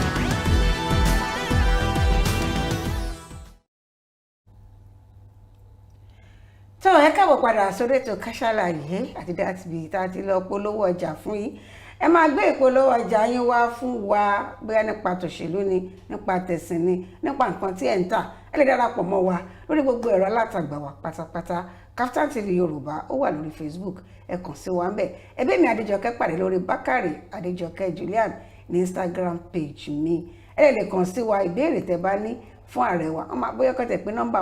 bẹ́ẹ̀ ni fún yín nọ́mbà àwọn torí wàhálà yín máa pọ̀ ẹ lè fi ìbéèrè yín ṣọwọ́ sí SMS sórí nọ́mbà yìí tí máa pè fún yín yìí táyé bá tún gbà mí ká tó parí máa tún pè nọ́mbà náà SMS náà kì í ṣe WhatsApp 0905-701-2081 ẹ káàbọ̀ lẹ́ẹ̀kan sí bàbá àti sọ nípa ọ̀rọ̀ ààrẹ àti ibi tó yẹ kí aṣojú ṣòfin nípa òfin kì í ṣe aṣojú ṣòfin nílé ìgbìmọ̀ aṣòfin báyìí tó yẹ kó dúró sí jẹ́ ká wò báyìí lórílẹ̀‐èdè Nàìjíríà yìí pẹ̀lú tá a ti mú jáde kùdìẹ̀ yìí ìjọba ìfipáṣe ó yóò ń ló fà á abẹ́rò pọ̀ ń ló fà á tó fi di ọ̀rọ̀ àlọ́ àfẹ́pínyà àpínyà èyí tó mú kí àwọn ìgbìmọ̀ kan dìde tó ṣọ́ra papọ̀ Ohanaeze IPOB South Middle Belt Yorùbá Western ní ti West níbà wọ́n parapọ̀ wọ́n di NINAS adéyẹ̀dá gbọ́ pé bàbá wa Akíntóyè Professor Akíntóyè wọ́n yẹ̀bà wọ́n láwọn fi ààyè gẹ́gẹ́ bí alága alákòójọ olùkọ́ aṣàkóso ẹgbẹ́ yìí ọ̀nà kúrò bẹ́ẹ̀ nítorí nǹkan tí wọ́n ń béèrè fún ti yàtọ̀ nǹkan ń béèrè fún ó ti yàtọ̀ káwá mú báyìí pẹ̀lú àlàkalẹ̀ yìí ṣe é rí orílẹ̀-èdè Nàìjíríà ní ìṣọ̀kan ní ìbò tó ń bọ̀ pé a máa dìbò gẹ́gẹ́ bí ọmọ Nàìjíríà láì jẹ́ pé oníkálukú ti pínyà. mo máa ń rántí ìwé kan tí wọ́n ń pè ní Animal Farm tí George Orwell kọ ó fi hàn pé gbogbo a bá ṣe ní a fẹ́ lọ jà fún òmìnira ibẹ̀ làwọn kan ti ń ronú bó ṣe máa jẹ àjẹtán bó ṣe máa ṣe àfàsẹ́yìn ìlú yẹn bó tilẹ̀ jẹ́ pé wá wo ló kàn rí gbogbo alájọ ń rí bí ìnira ṣe pọ̀ lórílẹ̀‐èdè Nàìjíríà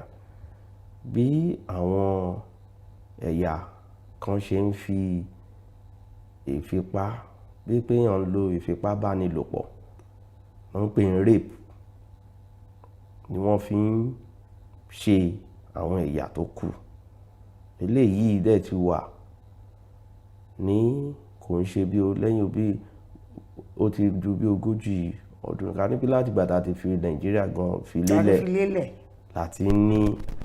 àwọn nǹkan tí ó ń ṣẹlẹ̀ ní òní tá ti ní àìsàn díẹ̀díẹ̀ tó ń fara hàn pé òun ò fara jọ gbogbo àtàbà wò sẹ́yìn náà kí ló fi gbé bàbá Awólọ́wọ̀ tó fi tì mọ́lé wọ́n ló ń fi ń kó àwọn èèyàn jọ ń kó fẹ́ kó bọ̀ wọ́n lọ ń train àwọn èèyàn láti fi gbàjọba lórí pé ó fẹ́ dá Yorùbá nation sílẹ̀ àbò fẹ́ yapa kí ló fi mú àwọn Ìgbò náà Ojukwu wọn nípò náà fẹ́ yapa pé ìjọba tí ó bá rọrùn ni mo á fẹ́ mo fẹ́ kò yẹ kó yí ní gbogbo àgbáyé tó yẹn gbọ́ torí pé ohun àlùmọ́nì táwọn kan ti fi ọgbọ́n àlùmọ̀kọ́rẹ́ fẹ́ dè mọ́lẹ̀ tó fẹ́ wọnú yàrá ẹ̀ báyàwó rẹ̀ sùn bọ́mọ ẹ̀ lùpọ̀ gba gbogbo wọn nǹkan ẹ̀ kan tó wá tiẹ̀ síta kan ní pé kó má ní wò lọ́jà òun ni tí à ń rí wọ́n dẹ̀ ní pé pẹ̀lẹ́kùtù la máa fi mu ẹ̀kọ́ gbóná tá a bá wo bí ejò ṣe gùn tó la ṣe fẹ́ fi sún àásúnlé àwọn tí wọ́n ń pètèpèrò Yorùbá nation Biafra Republic gẹ́gẹ́ bí òfin tó de gbogbo òfin àgbáyé mú tá a mọ̀ sí United Nations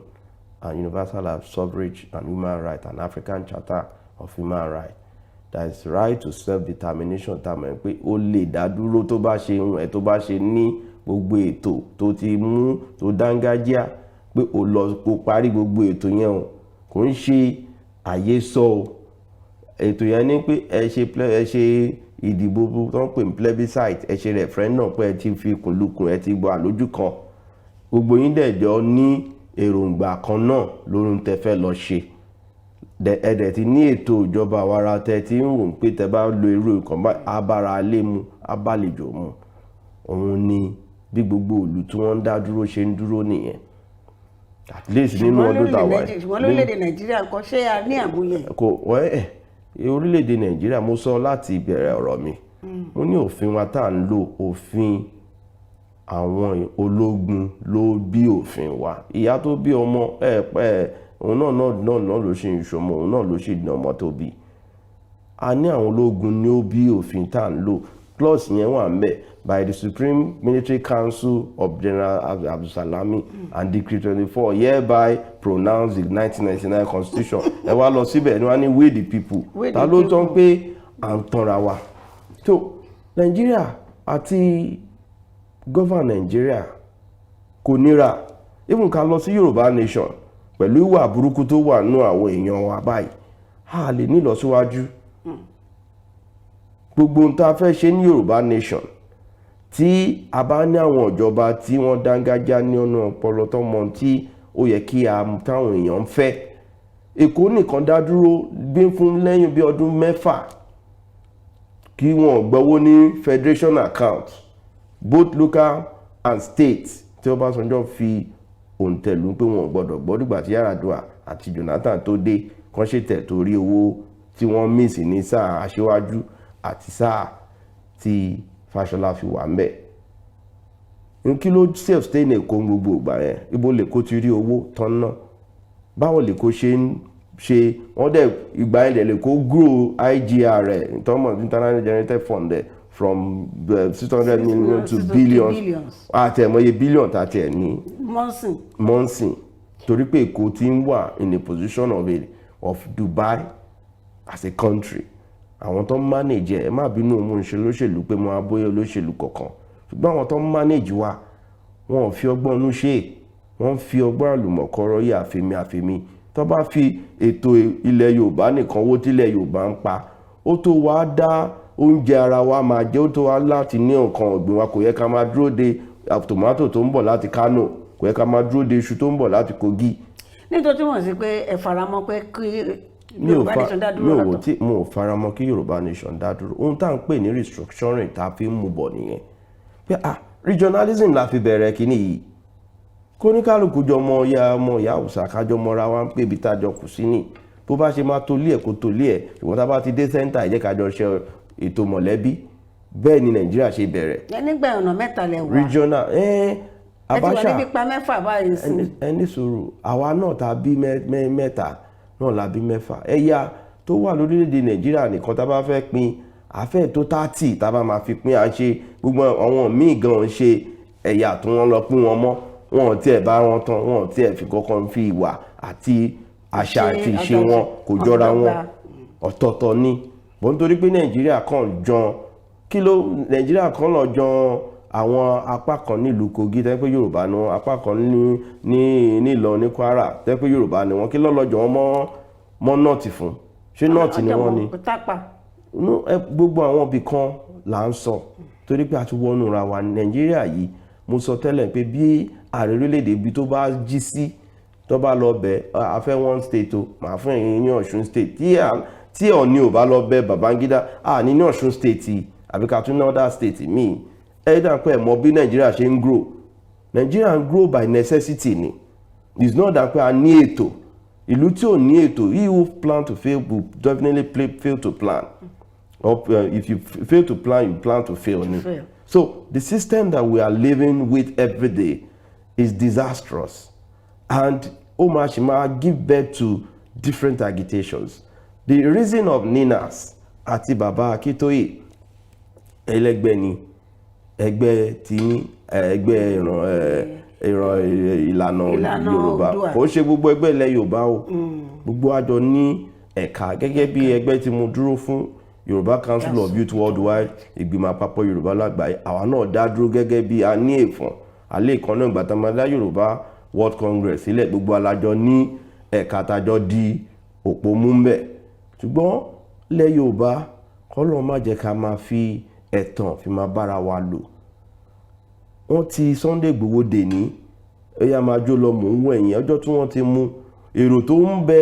ní Afájuyì tí èrò bẹ́ẹ̀ ń bá lọ sáso rock àbọ́dọ̀ ilé aṣíwájú àbíkọ́ lọ sọ́dọ̀ gọ́vnà Èkó àbí Ọ̀yọ́ pé tí ìjọba yóò bá ní sùn tí ẹ̀ bá gba bọ̀bọ́ ìwálé lẹ́nì ẹ̀yin kò ní rọrùn sùn. àwọn olùfẹ́ dìde sọ yẹn. àwọn tọ́jọ́ ṣe Yorùbá Nation ni ó yẹ kí wọ́n ti lọ sẹ́nu ọ̀nà ọjọ́ba ẹ̀kọ́ ti lọ sunkún pé ẹ gbọ́dọ̀ rọrùn ẹ̀yin lẹ mú ọmọ yìí ẹ lọ sọ fún ààrẹ rí pé ẹ̀yin kò ní rọrùn ní ilẹ̀ Yorùbá ti wà yìí là ń sọ àbí kẹ́ lọ sọ ẹ́ ọ̀dọ̀ àwọn ọba wa kẹ́ lọ bẹ̀ wọ́n kó ṣe ká bú wọn ṣùgbọ́n gbogbo àwọn tó ń ṣe Yorùbá Nation ìmí inú wọn ò ní ìwà ìmí inú wọn ò ní ọ̀rọ̀ gidi lẹ́nu ìmí inú wọn kàn máa rò pé social media Facebook yìí Yorùbá Nation tẹ́ ń sọ pa ẹ̀ yìí mo mọ̀ ń pa ẹ̀ láti ó ti wà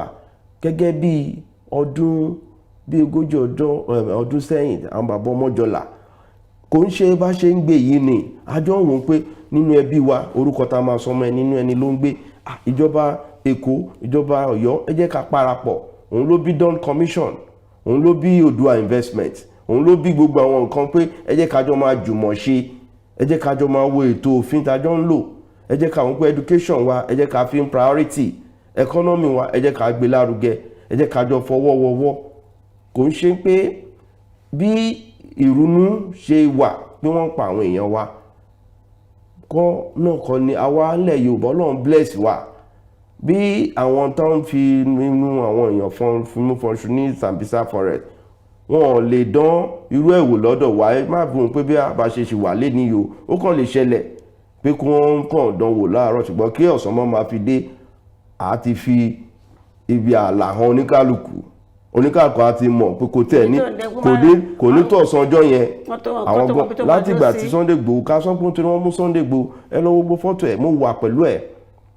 mo súnmọ́ ṣùgbọ́n gẹ́gẹ́ bí amòfin mo fi yé ọ̀rẹ́ olóyè kíní yìí nígbà táwọn ìjọba ti gbé kíní wá òfin la fi ń wọ wèrè sán jẹ́ ká lo àwọn amòfin ká kọ́kọ́ lọ ṣe fundamental right wọ́n fi pé wọ́n náà fẹ́ gbé gọ́vnà Ondo state ti sọ́ngbà ẹ̀ pé òun ti fún àwọn darandaran yìí òun ti fún ọ lọ́jọ́ méje kan fi kúrò ní Ondo state ọjọ́ méje yẹn ìgbà náà ni àyè náà fún ọ lọ́jọ́ méje ní gàngán pé kí Sàlíù náà kúrò gbogbo ìgbà yẹn a tún wọ́n pa ní òkè lọ́hùn wọ́n sọ pé wọ́n ní ẹ̀tọ́ láti lé àwọn darandaran yìí wọ́n fún wọn ní agbára wọ́n fún wọn ní okùn pé kán máa ní wá lára òfin ti fààyè tí ó ti fún wa ní ààyè pé kóníkàkú lóge as a lawyer you have to approach the court lọ test the law of omission nípa fundamental right wa ní ṣùgbọ́n àwọn ẹni yìí sọ pé wọ́n gbọ́dọ̀ máa ní wá lára ẹ lọ bí wọ́n nígbà tó swear oath ṣé wọ́n fi àwọn tẹ́tí jẹ́ wọ́n pẹ́ máa ṣe nǹkan bá ẹ̀ ṣe so la fi sọ pé kìka ṣe ṣùgbọ́n kò gbọ́ a ní tá a bá ń ṣe ìwọ́de inú ilé kòkòrò tí ń jẹ̀fọ́ wa inú ilé ló wà o ẹ lọ jẹ́ lọ kojú àwọn gómìnà wa àwọn tó ń gba security vote àwọn lọ́balọ́ba wa ẹ jẹ́ ká pè wọ́n púpọ̀ nù ìrora tiwa inú ilé ló wà bó ṣe ń ṣe àwọn ilẹ̀ Yorùbá kọ́ ló ń ṣe àwọn ilẹ̀ Ìgbò ọ̀tọ̀ọ̀tọ̀ lógún o Ìgbò ò ní fi wọn ò mọ bó ṣe ń bọ̀wọ̀ fúnra wọn ẹ má bínú ọ̀tọ̀ a ní àṣà tiwa tó yàtọ̀ bíbò bá jí láàárọ̀ a náwó sí bàbá àtìyẹ́ ẹ̀ ni ilẹ̀ Yorùbá ló mọ̀ pé ó ní hó olùbójú ní há bó ṣe máa pè é oníhó so gbogbo nǹkan tá à ń sọ yìí báwọn bàbá Akíntóyè wọ́n ṣe rò ó sí ó dáa ṣùgbọ́n bí ó ṣe ń gbé wọn nínú bẹ́ẹ̀ náà kọ́ ni àwọn gbogbo aráàlú ṣe ń rí nílẹ̀ Káàárọ̀ Oòjíire àwọn míì ti rí ní ìrí ìdojúkọ against àwọn ọba wa àwọn míì ti rí ní ìrìn pé ẹ fi ń fẹ́ máa fa àbùkù fún ètò ìjọba àwọn tó ń ṣèlú lọ́wọ́lọ́wọ́ àwọn tó dẹ̀ ń ṣèlú lọ́wọ́lọ́wọ́ 2023 ló wà lórí wọn. Mo dẹ̀ sọ fún mi ní ọlọ́mọ ayẹ ká lọ kojú ara wa o àwọn tó fẹ́ ṣe ètò 2023 tẹ́yìn sọ pé no election in 2023 mo dẹ̀ kìlọ̀ ẹ má bínú bọ́rọ̀ ṣe rí ni màá ṣe sọ torí mo ti wà nípò pé bá wí bí àwí àkú. Bí Chief Sunday Igboho lára àwọn tó fa okùnfà ẹ̀ Koiki ni ìṣòro Koiki máa sọ fún odindi ọba aláké wọn àforí wọn afágbọn wọn máa bó odindi Ọ̀ọ̀ni bú baba Redeem ẹ ń ta àwọn èèyàn wa ní ọ̀pọ̀ nítorí pé ń jà fún ẹ̀tọ́ kí ni ẹ̀tọ́ yẹn gangan fẹ́ dúró fún kí lẹ mọ̀ nípa òfin wo la fẹ́ fi tó Yorùbá nation àwa tá à ń dúró nínú pé ẹ jẹ́ ká mo mọye bill tí mo ti submit ní National Assembly I submitted no less than 7 bills ní National Assembly tó ń ṣe review lọ́wọ́lọ́wọ́ èmi ni mo kọ bíìlì pé kí wọ́n dá National Youth Development Commission sílẹ̀ Nàìjíríà gbáwa ọ̀dọ́gan a fẹ́ máa gba ẹ̀tọ́ láti federation account kò ṣe kí ìjọba kan dé kan náà ti ṣe presidential 70 billion èmi àti yín ò ní new york ní rìn kankan àwọn ọmọ ẹgbẹ́ olóṣèlú gan wọn náà ti ẹ̀ rí tábà mo dẹ̀ sọ pé tọ́ba ní irú nǹkan báyìí òfin ni mo kọ youth rights law bill pé gbogbo ọ̀dọ́ gbọ́dọ̀ ní ẹ̀tọ́ láti ilé gbígbé ní bó ṣe máa lọ sí ilé ìwòsàn bó ṣe ń ṣe ń Dubai bó ṣe ń ṣe nílẹ̀ kí tábà ti fi òfin dé akọ lórí education right law pé gbogbo state kọ̀ọ̀kan àti ìlú kọ̀ọ̀kan 25% of their budget ló gbọ́dọ̀ lọ sí ètò education àwa fi òfin jà ní tó kí là ń sọ gbogbo ilé ìfún ni pé ká lè jọ mọ̀ pé ìjọba àwarawa ni wọ́n ń pè é kò ń ṣèjọba àwọn ìjọba àwarawa ni a ní ẹ̀wọ́ nínú ìjọba àwarawa a ní ọmọ àgbẹ̀ kankan ní latitude bó bá ṣe náwó sí ló ṣe máa develop sí tóbi tó náà nìyẹn ṣe máa fọ́ bù. so ó yẹ kí àwọn èèyàn wa mo ti sọ fún wọn mo ní ẹ jẹ́ ká ti bí ìṣáná kí ó sí ogun àwa tá à ń jà fún Yorùbá nation yìí ẹ ṣe jẹ́ ká lọ kọ́kọ́ lọ ṣe òṣèlú káwa náà gbàjọba ẹ ṣe lọ test election lọ contest councillor lọ contest governor tàbá gbà káwá dán wò bóyá ṣé bá ṣe ń lo yìí náà la ṣe máa ṣe ìgbọ́n kéèyàn kọ́kọ́ wà ní gáréèjì kéèyàn kan wà ní orí social media ó ní ẹ lọ gbà láàárọ̀ la on the 1st of October èmi sọ pé kò lè ṣeé ṣe torí pé a máa dógun sílẹ̀ ni ẹ̀mí á dẹ̀ lọ kẹ́mi bá lè má lọ láti sọ pé ààyè sì wà ẹ jẹ́ kí a pe àárọ̀ àti ẹ̀dọ́nú wa kájọ ní ìfẹ́kùnlukùn òun ló jẹ́ kí n máa wà pẹ̀lú ayédèrú Yorùbá la pé abẹ́bẹ̀rẹ̀ mo sọ pé kí n tó sùn ní ojúmọ́ ní aago 3 òru ni mo tó sùn lórí pé a fẹ́ ní àtúnṣe ni. ààrẹ ẹ wò wọ́n ti ń kàn sí wàlẹ̀ agbára pé ètò àṣàwò mo ti sọ pé tá a fẹ́ gbọ́ lẹ́ni ẹ̀kọ́ pàtàkì ni ká ṣàlàyé mo rí pé àwọn bí wọ́n ṣe ń tò lẹ́sẹ̀lẹ́sẹ̀ kì í ṣe pé mi náà mọ̀ pé wọ́n láwọn bíìlì kan pé àbá tá a fẹ́ kó di òfin torí pé a ti wà papọ̀ ó ti tó bí ọjọ́ mẹ́ta kan nípa ọ̀rọ̀ youth náà ní youth council náà là ń bá káàkiri ẹni gbogbo tá a fi mọ́ra gbà mí mo sọ wọ́n ní má sọ ṣùgbọ́n má sọ gbogbo tá a fi máa ń jáde àlọ́bá àwọn ilé-ìgbìmọ̀ aṣòfin ni àlọ́bá kọmíṣánná ni àyẹ̀kẹ́ mi ìfẹ́ fi fọ́tò wa hàn ní ẹ̀rí wa ń gbà yẹn wọ́n ń sùn tó tọ́ ṣùgbọ́n nígbà tí àkókò wọn ń kánjú rárá ẹ fi bóyá ń sọ̀rọ̀ wọ́n yẹn ń tó lẹ́wọ̀n tọ́wọ́dé káwá sẹ́lẹ̀ ní wákàtí kan lè tó wa lórí ètò Ká Sálàyé bóyá ọjọ́ mìíràn tí kì bá ṣe pé wọ́n fẹ́ kọjú torí bọ́dún ṣe ń lọ sópin báyìí ìrìn àjò wọn Ilé-Ifẹ̀ náà ń lọ wọ́n ṣe kó gbogbo ẹ̀ sọ́wọ́ ẹ̀rọ ọ̀pá àṣẹ gbogbo ẹ̀ wọ́n lọ Ilé-Ifẹ̀ lọ́wọ́lọ́wọ́ nítorí akọni agbọ́dọ̀jọ́ sọ̀rọ̀ lórí ètò lónìí ọjọ́ Wednesday nítorí pé tó bá máa fi di ọjọ́ Wednesday ọdún tó ń bọ̀ ọ̀sẹ̀ tó ń bọ̀ ọdún tó ń bọ̀ ló máa jẹ́ ajẹ́pà tí máa gbáradì fún ìbò àwọn jẹ́ ká rí nǹkan kan dì mú lórí ètò lónìí wọ́n mẹ́nu bà ojúṣe ààrẹ àti attorney general ẹni tó di ipò òfin ìwé òfin orílẹ̀-èdè Nàìjíríà mú à ń sọ nípa ẹ̀ àwa gíga àbàrà lọ sí ọ̀rọ̀ kínní àpínyà àbí àwa ti ṣàlàyé débi pé restructuring òun náà ṣì ní kókó tẹ́bẹ̀tẹ́ pẹ́ tí ẹ̀fẹ́ nípa ẹ̀fẹ́ lọ ó máa ti ní àwọn àmúyẹ kan tẹ̀tì máa dín ààrẹ náà ló fi sọ nípa ti bàbá wa Sunday Adéyẹmọ tá mọ̀ sí Sunday Igboho pé fẹ̀gbẹ́kẹ̀gbẹ́ àwọn jọ ń sọ̀rọ̀ ní gbogbo ìgbà. mo tẹ̀ fẹ́ fi léèkún mo ṣe kọ lẹ́tà kan sáàrẹ̀ ni pé wọ́n pè kọ́kọ́ ní nolly prosecute pé kí wọ́n dá ètò pé bọ́ ṣe ń gbé wọn lọ sí ilé ẹjọ́ lẹ́ni ilé ẹjọ́ lọ́la kí wọ́n dáwọ́ ẹ̀ dúró kí wọ́n dẹ̀ yọ wọ́n kúrò náà àhámọ́ ìyẹn mo ti kọ sí ààrẹ. ẹ ti gbọ́ nǹkan tó ń sọ báyìí sìn lára nǹkan tí à ń wò náà ni pé ọ̀nà àbáyọ ní ọdún 2022 gbogbo fàákàjà òtògẹ wọn náà ti wà ń bẹ̀ àwọn ti ká àwọn ti wà wọn ti bá wọn rìn wọn ti ráwọn ìṣesí lọ́tún lọ́sì ìpè bí ogójì ọdún sẹ́yìn ní ọ̀rọ̀ Yorùbá nation ti ń jáde díẹ̀ kó tó di pé tá a bá débi tí àdé lónìí àdéhùn jù báyìí lọ lórí ètò Ká Sálàyé ó dá mi lójú pé ẹ ti rí ẹ̀kọ́ kan mú wọ́n yìí máa tún padà wá sórí ètò tó lágbọ̀rọ̀ tó náà ń bẹ́ẹ̀ ṣùgbọ́n máa jẹ́ ọdún 2022 nígbà tá a máa wò ó pé irú ààrẹ wo ló yẹ kí orílẹ̀-èdè Nàìjíríà fojú sùn àbí kọ́ ọmọ Nàìjíríà máa fojú sùn irú àwọn èèyàn ló yẹ ká yàn sípò ní lọ sí ilé ìgbìmọ̀ aṣòfin ní ọ̀tà papọ̀ tìpínlẹ̀ àbí ti ìbílẹ̀ wọn la máa pè wọ́n láti wá bá wa jíròrò lé lórí ètò Ká Sálàyé àmọ́ pé ọ̀tún báyìí lọ́jọ́ ń yọ mo kì í ṣáájú èyí tó yẹ pé ó ṣeé ṣe ká má ríra di kó tó di ọdún 2022 tẹ́lẹ̀ lómi ò ní sí lórí ètò lọ́jọ́ Friday báyìí tábà máa ríra òdìjọ́ Monday tá máa ṣáàpì níyà mo ń ṣe ákú ewu àti ayọ̀ ọdún tuntun lè rí ààrẹ kó tó di ìgbà tá a máa gbé wá sórí ètò ẹ̀yin náà bá kára rẹ pé happy new year kéèyàn dágbére bára lé. àjọ máa ríra wa pẹ́pẹ́pẹ́ ni àgbo àjọ tó àjọ fèrègì jòbì àmọ́ kí n pé akọ́ àlàjọ ọdún 2022 tó ń bọ̀ yìí happy new year ọdún ayàbò fún wa á sàn wá tòwó tọmọ. bẹ́ẹ̀ ni bàbá ẹ bá wa kí wọn nífẹ̀ẹ́ ọ ni ẹ bá kí bàbá wa náà àjíṣẹ́ pé lórí ètò Ká Sálàyé tó bá ṣe é ṣe ká tẹ̀ wá rìkọ́ọ̀dù ká bá wọn fọ̀rọ̀ àlè ní ká gbé wọn sórí iṣẹ́ orí àyè wà ọjọ́ tẹ bá ti fẹ́ ẹ̀já jẹ́ káwọn mú àṣẹ àìtó bí Ká Sálàyé kábíyèsí lọ́rọ̀ náà táwọn náà sọ ọmọ tó fẹ́ ṣàlàyé fún wa bí mi náà ṣe ń sọ̀rọ̀ tẹ bá bí kábíyèsí àwọn náà máa rí sọ wọ́n máa tẹ̀ sọ. bẹ́ẹ̀ ni ẹ̀yà ara lẹ́nu gbogbo náà la rí sọ gbogbo ládéládé lọ́balọ́ba níjòyè lórílẹ̀‐èdè Nàìjíríà káàkiri kì í ṣe nílẹ̀ Yorùbá nìkan èmi ọmọ yín Adéjọkẹ́ ọmọdé àyàdé mo kì í pé a kú ìpalẹ̀mọ́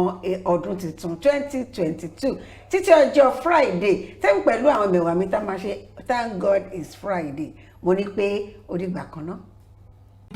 Ká Sálàyé fún wọn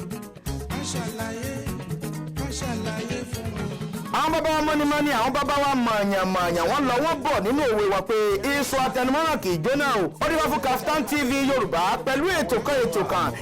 àtàrà níkànnì Kaftan TV Yorùbá Ká Sálàyé ní ìkànnì Kaftan TV Yorùbá ètò yóò máa wá sójú mọ́ màwòrán yẹn lẹ́ẹ̀mẹ́ta lọ́sẹ̀ láàrin agogo 12 ọ̀sán sí aago 1 ọ̀sán ní gbogbo ọjọ́ ajé Monday ọjọ́rú Wednesday àti ọjọ́ ẹtì Friday pẹ̀lú ọmọ yẹn Adéjọkẹ́ Bákàrè Ká Sálàyé níbi tí a ti máa pẹ̀ pẹ̀lú àwọn onírúurú ohun tó ń ṣẹlẹ̀ láwùjọ wa fún ìgbádùn yẹn fún àlàyé ẹ kàn sí wa lórí Ká Sálàyé àlàyé ní bàbá ọ̀rọ̀.